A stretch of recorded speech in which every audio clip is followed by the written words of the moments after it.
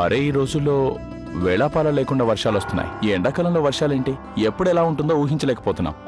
వాతావరణం చాలా విచిత్రంగా ఉంటుంది. అమ్మాయి ప్రియా, పైన ఆరేసిన బట్టలు తీసుకురా. అలాగే అత్తగారు. వద్దొద్దు, బయట వర్షం వచ్చేలా ఉంది, తడిస్తే జలుబు చేస్తుంది.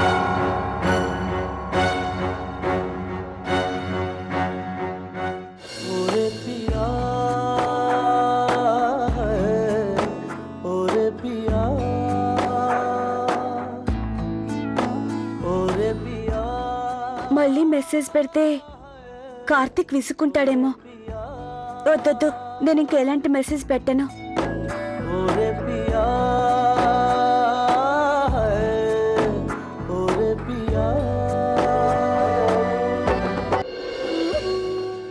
కార్తిక్, నువ్వు నన్ను ప్రేమించేది నిజమే అయితే నన్ను కృష్ణకాంత్ పార్కులో వచ్చి కలుసుకో.